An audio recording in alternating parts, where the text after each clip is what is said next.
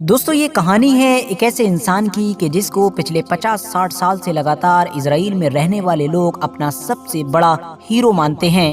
ایک ایسا انسان کہ جس کے اوپر نہ صرف نیٹ فلکس نے ہی فلم بنائی بلکہ دنیا کے اور بھی بہت سارے الگ الگ علاقوں میں اس کے اوپر کئی کتابیں بھی لکھی گئیں۔ وہ نہ ہوتا تو شاید آج کے دور میں اسرائیل بھی نہ ہوتا۔ ہماری دنیا کے اتہاس کے اس طاقتور اور خطرناک انسان کی کہانی شروع ہوتی ہے سن 1964 سے، کہ جب اچانک سے ایک دن سیریا کے شہر دمشق کے ایک بڑے ہی پرانے ہوٹل کے ایک بڑے ہی پرانے کمرے کے اندر دو لوگوں کی ملاقات ہوئی۔ اندھیرے میں ہونے والی اس ملاقات کے کچھ دن بعد ہی اچانک سے سیریا اور اسرائیل کے بیچ جنگ شروع ہو گئی۔ شروعاتی وقت میں سیریا کی طرف سے گولی باری کی گئی، بدلے میں اسرائیل نے ان کے سارے مورچوں کو تباہ کر دیا۔ اسرائیل صرف یہیں پر نہیں رکا بلکہ اس نے تو سیریا کے پچھلے کئی سالوں کی محنت اور اس کی رڑنیتی پر پانی پھیر دیا۔ دراصل سیریا اور اسرائیل کے بیچ جو جارڈن ندی بہ رہی تھی، سیریا پچھلے کئی سالوں سے اس پر نہریں بنا رہا تھا، اس ارادے کے ساتھ تاکہ اسرائیل کی طرف جانے والے سارے پانی کو اپنی طرف موڑا جا سکے۔ مگر اس چھوٹی سی جنگ میں اسرائیل کے لڑاکو ومانوں نے بڑی تیزی کے ساتھ اور بہت کم وقت میں ہی پچھلے کئی سالوں میں تیار کی گئی ان ساری ہی ندیوں کو برباد کر دیا۔ ایڈوانس لڑاکو ومان تو سیریا کے پاس بھی تھے جو اس وقت ان کو نئے نئے سوویت سنگ سے ملے تھے، مگر کیونکہ ابھی ان کے پائلٹس کی ٹریننگ کمپلیٹ نہیں ہوئی تھی اس لیے وہ اس کا استعمال نہیں کر سکے۔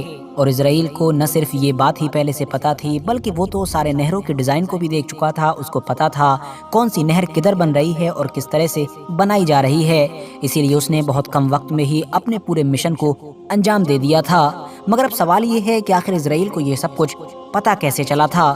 تو اس کا جواب ہے دمشق کے ایک پرانے ہوٹل کے ایک پرانے سے کمرے میں ہونے والی وہ میٹنگ جس کے بارے میں نے آپ کو شروع میں بتایا تھا، کیونکہ اس میٹنگ میں موجود دو لوگوں میں سے ایک تو وہ کانٹریکٹر تھا جو سیریا کی یہ ساری نہریں تیار کر رہا تھا، جبکہ دوسرا انسان وہی مشہور اور طاقتور جاسوس تھا کہ جس کو آج بھی اسرائیل کا سب سے بڑا ہیرو مانا جاتا ہے۔ اس جاسوس کا نام تھا ایلی کوہین، اور یہ تو اس کی کہانی کی بس ابھی شروعات تھی، ورنہ اصلی کھیل تو آگے ہونے والا تھا۔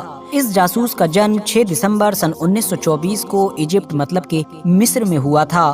دھرم سے کیونکہ یہ یہودی تھا اسی لیے سن 1948 میں جب اسرائیل نے اپنی اسٹیبلشمنٹ کا اعلان کیا تو اس کی فیملی کے زیادہ تر لوگ اسرائیل آ گئے، مگر کیونکہ اس وقت ایلی کوہین کی ایجپٹ کے اندر ہی پڑھائی چل رہی تھی تو اس نے وہیں رک کر اپنی پڑھائی کمپلیٹ کرنے کا فیصلہ کیا۔ ایلی کوہین کی عمر ابھی لگ بھگ 30 سال ہی تھی کہ ایجپٹ کی پولیس کی طرف سے اس کو ایک بار گرفتار بھی کیا گیا۔ وجہ تھی کیونکہ ایلی کوہین مصر کے اندر بسفوٹ کرنے کی کوشش کر رہا تھا تاکہ مصر کی شانتی ویوستھا کو خراب کیا جا سکے۔ حالانکہ اس کے پیچھے بھی اسرائیل کی ایجنسی موساد کا ہی ہاتھ تھا، مگر کیونکہ اس وقت تک ایلی کوہین موساد کے کانٹیکٹ میں نہیں آیا تھا، ایلی کوہین تو یہ سب کچھ صرف اور صرف اپنے ساتھیوں کی مدد کرنے کے لیے کر رہا تھا۔ کچھ وقت جیل میں گزارنے کے بعد میں ایلی کوہین کی رہائی بھی ہو گئی تھی۔ فائنلی 1957 میں ایلی کوہین بھی اسرائیل پہنچا۔ اسرائیل پہنچ کر کوہین نے شادی کی، باقاعدہ اپنا گھر بسایا، اور پھر کچھ وقت کے بعد ہی وہ اسرائیل کی خفیہ ایجنسی موساد کے کانٹیکٹ میں آیا۔ اس دور میں دراصل موساد کو ایک ایسے طاقتور اور چالاک جاسوس کی ضرورت تھی کہ جو سیریا سے نپٹنے میں ان کی بھرپور مدد کرے۔ سیریا سے نپٹنے میں اس لیے کیونکہ اس وقت سیریا ہی اسرائیل کا سب سے بڑا دشمن اور سب سے بڑا سردرد مانا جاتا تھا۔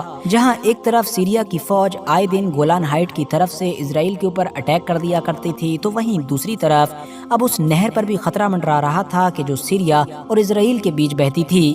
اس ندی کے پانی کے بغیر اسرائیل رہ نہیں سکتا تھا، اور سیریا اسی موقع کا فائدہ اٹھا کر اب چھوٹی چھوٹی نہروں کا اس کے اوپر جال بچھا رہا تھا تاکہ کسی طرح سے اس کے پانی کو کنٹرول کر کے اپنی سائیڈ میں کر لیا جائے اور اسرائیل کا پانی پوری طریقے سے بند کیا جا سکے۔ سیریا سے نپٹنے کے لیے جاسوسی کے لیے جو موساد نے ایک تلاش شروع کی تھی، وہ تلاش ایلن کوہین پر جا کر ختم ہو گئی۔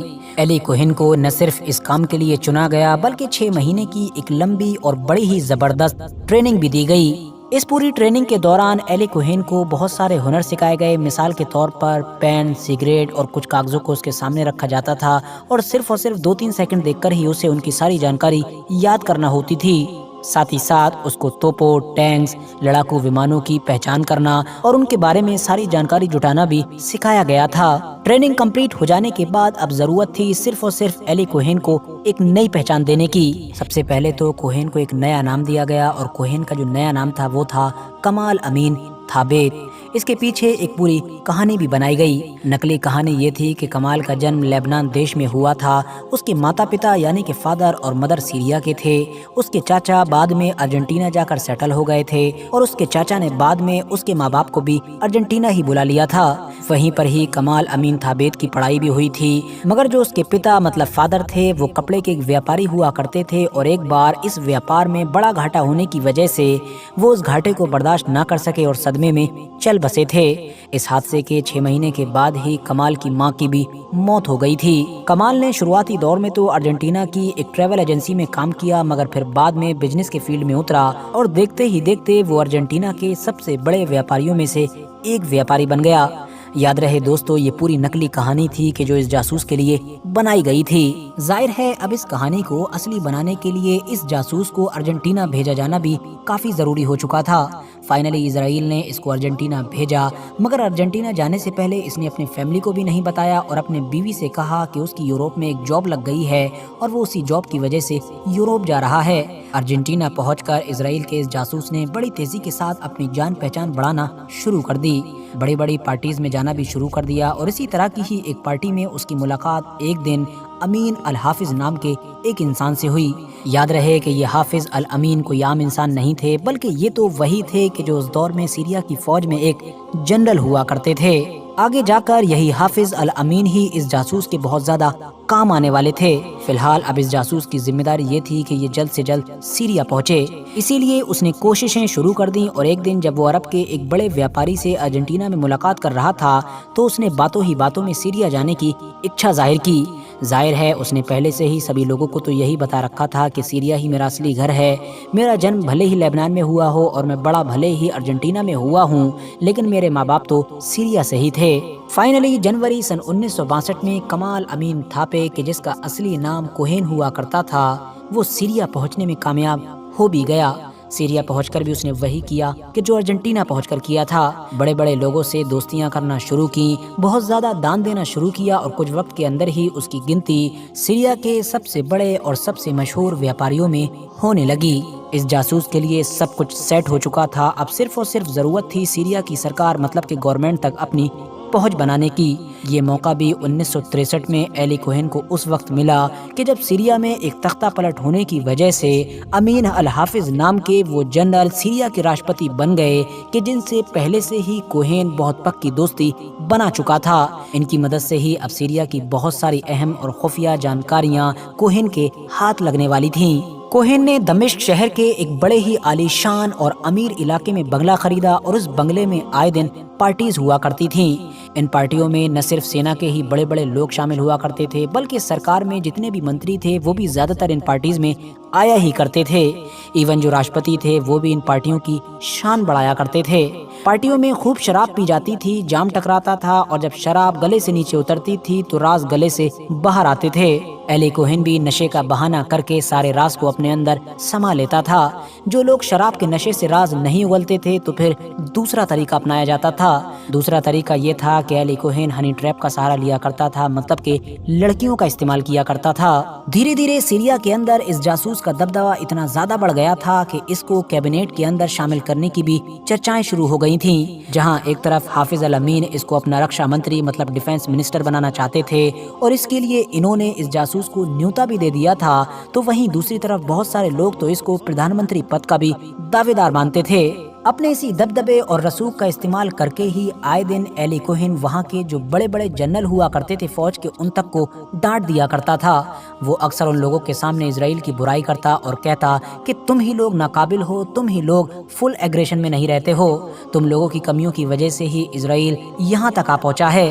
वो अक्सर सेना के बड़े बड़े अधिकारियों को इजराइल के ऊपर और भी हमले करने के लिए उकसाता रहता था। जवाब में जो सेना के बड़े अधिकारी और जनरल हुआ करते थे वो भी गुस्से से लाल हो जाते थे।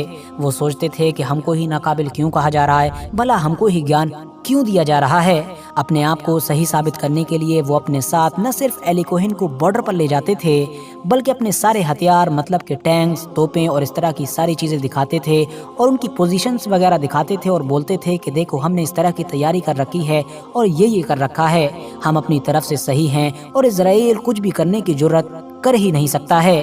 दूसरी तरफ एली कोहेन नाम का ये जासूस हर चीज की जानकारी और हर राज अपने अंदर ही समा लेता था। बहुत सारी जानकारी जब उसके दिमाग में इकट्ठी हो जाती थी तो वो सारी ही जानकारी और सारे ही राजों को इजराइल की खुफिया एजेंसी मोसाद तक पहुंचा दिया करता था। मोसाद तक अपनी सारी जानकारी को पहुंचाने का इस जासूस का जो तरीका था वो भी काफी अलग था। ये छोटे छोटे कागजों को छोटी छोटी डिब्बी में रखा करता था और इनको फिर अर्जेंटीना की तरफ रवाना कर देता था। वहाँ पर इसके दोस्त इन सारी डिब्बियों को मोसाद की तरफ भेज देते थे, मगर क्योंकि इस काम में बहुत ज्यादा वक्त लगता था तो इसीलिए कभी कभी ये दूसरा तरीका भी अपनाया करता था और वो तरीका था रेडियो उपकरण का। जब कभी भी इसको कोई इमरजेंसी में मोसाद तक जानकारी पहुंचाना होती थी तो ये रेडियो की मदद से ही इस जानकारी को ट्रांसफर किया करता था।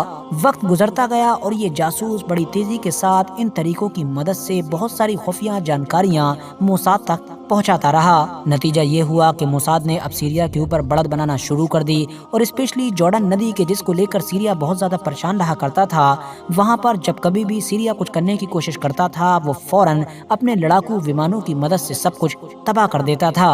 सीरिया भी परेशान हो जाता था कि सब कुछ इतना खुफिया तौर पर करने के बावजूद भी इजराइल इतना सटीक ऑपरेशन कैसे लॉन्च कर देता है। इसी जासूस की मदद से ही इजराइल को ये भी पता चला था कि सीरिया के पास यूएसएसआर की तरफ से दिए गए एडवांस लड़ाकू विमान तो हैं, मगर क्योंकि अभी उनके पायलट्स की ट्रेनिंग पूरी नहीं हुई है तो वो चलने की हालत में नहीं है और इस चीज का भी इजराइल ने भरपूर फायदा उठाया था। इजराइल तो अब बड़ी तेजी के साथ इस जासूस की मदद से आगे बढ़ता जा रहा था, मगर दूसरी तरफ इस जासूस की हालत वक्त के साथ खराब से खराब होती जा रही थी। 3 साल हो गए थे ये अपनी फैमिली से बमुश्किल मिल सका था और 3 साल लगातार अपनी पहचान छुपाकर और दूसरी पहचान के साथ रहने में इसके पसीने छूट चुके थे।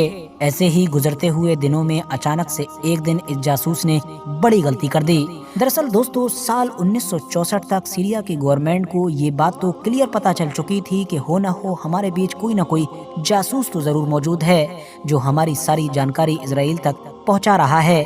वजह यही थी क्योंकि रात के अंधेरे में कैबिनेट की तरफ से जो भी फैसला लिया जाता था वो अगले दिन बिल्कुल सुबह ही इजराइल के अखबारों में छप जाता था। इसके अलावा इजराइल की तरफ से जितने भी हमले किए जाते थे, जो ऑपरेशन लॉन्च किए जाते थे, वो इतने ज्यादा सटीक होते थे कि बगैर जानकारी के उनको अंजाम देना नामुमकिन बात थी। इसीलिए सीरिया के सिस्टम में ऊपर बैठे हुए लोग इसी चीज को तलाश कर रहे थे कि आखिर वो जासूस है कौन। सीरिया को ये भी पता चल चुका था कि हो ना हो इस जासूसी के लिए किसी एडवांस टेक्निकल इक्विपमेंट का इस्तेमाल किया जा रहा है, क्योंकि जिस स्पीड के साथ और जिस तरह से बार बार ये सारी जानकारियां इजराइल के पास पहुंच रही हैं, ये किसी दूसरे तरीके से नहीं पहुंचाई जा सकती हैं, वरना पुराने जितने तरीके हैं उनमें काफी वक्त लगता है। इन लोगों ने किसी भी जासूसी करने वाले उपकरण को ढूंढने की लाख कोशिशें की, मगर ये हमेशा नाकामयाब रहे। आखिर में सीरिया की 1965 में उस वक्त किस्मत खुली कि जब यूएसएसआर मतलब कि सोवियत संघ की तरफ से उनको उस दौर के सिक्योरिटी से रिलेटेड कुछ ऐसे एडवांस इक्विपमेंट दिए गए कि जो उनके बहुत ज्यादा काम आ सकते थे। सोवियत संघ की तरफ से मिले ये एडवांस उपकरण जिस दिन लगे उस दिन इनकी जांच करने के लिए सीरिया के सेना के पूरे ट्रांसमिशन को 24 घंटे के लिए बंद कर दिया गया। मगर कुछ वक्त के बाद ही सीरिया की फौज के कुछ लोगों को ये महसूस हुआ कि अभी भी एक जगह से रेडियो संदेश लगातार रिलीज किया जा रहा है। उन लोगों ने इसको जांचने की कोशिश की कि आखिर ये रेडियो संदेश कहां से भेजा जा रहा है, तो वो रात के अंधेरे में एक घर के पास जाकर रुके। सेना के ये लोग आगे कुछ कर पाते उससे पहले ही ये रेडियो संदेश बंद हो गया। मगर जो सामने घर था, जो मकान था, वो किसी और का नहीं बल्कि कमाल अमीन थाबे का था, मतलब कि एली कोहेन का था, और उसके अंदर दाखिल होने की तो किसी की भी हिम्मत ना थी। बाद में जब एक बड़े अधिकारी को भी इस बारे में जानकारी दी गई तो उसने नजरअंदाज करते हुए कहा कि तुम लोगों को जरूर धोखा हुआ होगा। मगर दोस्तों फिर उसी शाम में अचानक से एक बार फिर से जासूसी का ये ट्रांसमिशन शुरू हो गया। सेना एक बार फिर से इसकी तलाश में निकली और मशीनों ने एक बार फिर से इसी घर की तरफ इशारा किया। अगले ही दिन सुबह में 8 बजे के वक्त फौज पूरी तैयारी के साथ इस घर के अंदर दाखिल हुई। घर में जब फौज एंटर हुई तो उस वक्त भी एली कोहेन ट्रांसमिशन का बटन बार बार दबाने में बिजी था। मतलब आप ये कह सकते हैं कि इसको रंगे हाथ पकड़ा गया था। फौज ने फौरन सबसे पहले इसको ले जाकर जेल में बंद किया और फिर इसको बार बार टॉर्चर किया गया। टॉर्चर करने की वजह से अब एली कोहेन को भी अपना मुंह खोलना पड़ा और इसने खुले तौर पर अपनी असलियत बता दी। अब पूरी दुनिया जान चुकी थी कि इसका नाम कमाल अमीन थापे नहीं बल्कि एली कोहेन है, जो दरअसल इजराइल की खुफिया एजेंसी मोसाद का एक बड़ा जासूस है। बड़ी तेजी के बाद सबसे पहले फौज के एक कोर्ट में मुकदमा चलाया गया और फिर जासूसी के जुर्म में इसको मौत की सजा सुनाई गई। मौत की सजा होने के बाद इजराइल ने फांसी को रोकने की भरपूर कोशिश की, बल्कि ये कहिए कि पूरी जान लगा दी गई। बहुत सारे देशों की तरफ से न सिर्फ सिफारिश करवाई गई बल्कि आखिर में तो इजराइल ने सीरिया को ये ऑफर भी दिया था कि वो इस जासूस के बदले में उसको एडवांस हथियार देगा, मगर सीरिया फिर भी इसकी सजा माफ करने के लिए राजी न हुआ। फिर 18 अक्टूबर सन 1965 के दिन आधी रात में एली कोहेन को जगाया गया, सफेद कपड़े पहनाए गए और सफेद कपड़े पहनाकर दमिश्क की एक चौक पर ले जाया गया। वहां एली कोहेन के सीने पर एक पोस्टर भी चिपकाया गया जिसमें अरबी भाषा के ऊपर न सिर्फ एली कोहेन का गुनाह लिखा हुआ था बल्कि उसकी सजा भी लिखी हुई थी। और फिर तमाम भीड़ के सामने ही एली कोहेन को फांसी के फंदे पर चढ़ा दिया गया। अगले कई दिनों तक कोहेन की लाश उसी चौक पर ही लटकी रही और उधर से गुजरने वाला हर इंसान न सिर्फ एली कोहेन की लाश को देखता बल्कि उसके सीने पर जो पोस्टर लगा हुआ था उसको भी पढ़ा करता था। दूसरी तरफ इजराइल में जैसे ही इस फांसी की खबर छपी तो फौरन पूरे इजराइल में गदर मच गया। आम पब्लिक सड़कों पर निकल आई और रात ही रात में ये जासूस इजराइल का सबसे बड़ा हीरो बन गया। इजराइल की सरकार ने एली कोहेन की लाश मांगी मगर सीरिया ने लाश देने से इनकार कर दिया।